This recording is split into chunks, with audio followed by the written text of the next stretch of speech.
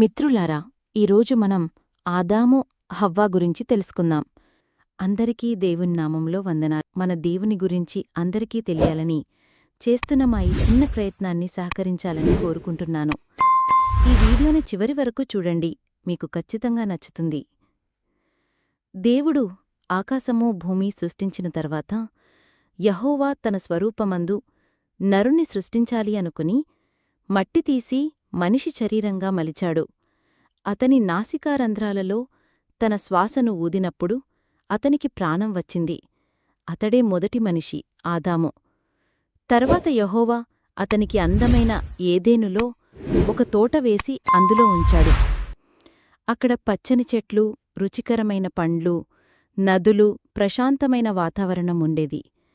కాని తోట మధ్యలో రెండు ప్రత్యేకమైన చెట్లు, నిత్యజీవము, మంచి చెడు జ్ఞానమిచ్చే చెట్లు ఉండేవి. యెహోవా ఆదాముతో, నీవు ఈ తోటలోని అన్ని చెట్ల పండ్లు తినవచ్చు, కాని మధ్యలో ఉన్న ఈ చెట్టు ఫలాన్ని తింటే నీవు ఖచ్చితంగా మరణిస్తావు అని చెప్పాడు. అప్పటినుండి ఆదాము తోటలో ఒంటరిగా ఉండేవాడు.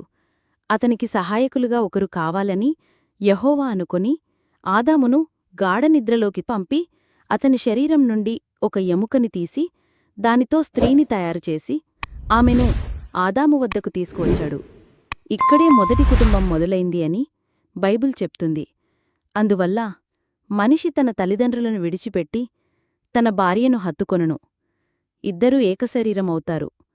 ఆదాము హవ్వ ఇద్దరూ దిగంబరులుగా ఉన్నప్పటికీ వారికి ఎలాంటి సిగ్గూ లేదు. ఎందుకంటే వారు నిర్దోషులుగా పరిశుద్ధంగా జీవిస్తున్నారు. యెహోవా సృష్టించిన ఆ అద్భుతమైన ఏదెను తోటలో ఆదాము హవ్వ సంతోషంగా జీవించేవారు. ఒకరోజు సర్పం వచ్చి హవ్వతో మాయగా మాట్లాడుతూ, ఇది నిజామా? యెహోవా ఈ తోట చెట్ల ఫలాలలో ఏదైనా తినకూడదని మీకు చెప్పాడా? మేము తోటలోని చెట్లన్నింటి ఫలాలను తినవచ్చు, కాని మధ్యలో ఉన్న ఈ చెట్టు ఫలాన్ని తినకూడదు. ఆ ఫలాన్ని తాకినా మేము చనిపోతాము. మీరు అసలు చావరు. ఆ ఫలం తిన్న వెంటనే మీ కళ్ళు తెరుచుకొని మంచిని చెడునూ తెలిసి మీరు దేవతలలాగా అవుతారు. అప్పుడు హవ్వ ఆ ఫలం చూడగా అది ఆమె కంటికి అందంగా, మంచి రుచి కలిగినదిగా కనిపించింది. ఆమె ఆ ఫలాన్ని తీసుకొని తిని తన భర్త ఆదాముకు ఇచ్చింది. వెంటనే వారిద్దరి కన్నులు తెరవబడి తాము దిగంబరులమని తెలిసి అంజూరపు ఆకులు తీసుకొని కట్టుకున్నారు. ఆ రోజు సాయంత్రం యెహోవా తోటలో నడుస్తూ వచ్చాడు. ఆయన స్వరం వినగానే ఆదాము హవ్వ భయపడి చెట్ల వెనక దాగిపోయారు.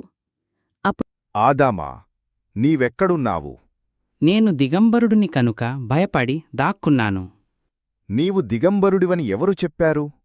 నేను నిషేధించిన ఆ చెట్టు ఫలాన్ని తిన్నావా? నీవు నాకిచ్చిన తోడు ఈ స్త్రీ నాకిచ్చింది, నేను తిన్నాను. హవ్వా, నువ్వు సర్పం నన్ను మోసం చేసింది, అందుకే తిన్నాను. అప్పుడు దేవుడు తీర్పు ప్రకటించాడు సర్పంతో, నీకు శాపం, భూజంతువులన్నిటిలో శపించబడిన దానివై నీవు పొట్టమీద పాకుతూ మన్ను తిని బ్రతుకుతావు. హవ్వా, నీవు ప్రసవంలో బాధ అనుభవిస్తావు. నీ భర్తకు లోబడవలసి ఉంటుంది. ఆదాముపై నీవు భూమికోసం కష్టపడి చెమటోడ్చి ఆహారం సంపాదించాలి. భూమి ముళ్ళు, మంటలు పెడుతుంది. చివరకు నీవు మట్టిలోనుంచి పుట్టావు కాబట్టి మట్టిలోకే తిరిగి వెళుతావు. దేవుడు వారికి జంతువుల తోళ్లతో చేసిన బట్టలు వేసి తోటనుండి వెళ్లగొట్టాడు. జీవచెట్టు ఫలం తిని ఎప్పటికీ బ్రతకకూడదని ఆయన కెరూబులను, ఖడ్గజ్వాలను అక్కడ ఉంచాడు. అలా పాపం లోకల్లోకి వచ్చింది. మనిషి దేవుని ఆజ్ఞను అతిక్రమించడంతో ఇద్దరి మధ్య సంబంధం దెబ్బతింది. మనిషిని దేవుడు ఒంటరిగా సృష్టించలేదు. ఆయన మనకు తోడు, సంబంధం, ప్రేమ అవసరమని తెలిసి స్త్రీని ఇచ్చాడు. కుటుంబం అనేది దేవుని మొదటి వరం. కాబట్టి మన కుటుంబాన్ని. చివరిగా మీకు ఈ వీడియో నచ్చితే తప్పకుండా మీ సన్నిహితులకు షేర్ చేయండి. అలాగే మా వీడియో లైక్ చేసి మా ఛానల్ సబ్స్క్రైబ్ చేసుకోండి. ఇలాంటి వీడియోస్ ప్రతిరోజూ అప్లోడ్ చేస్తాం.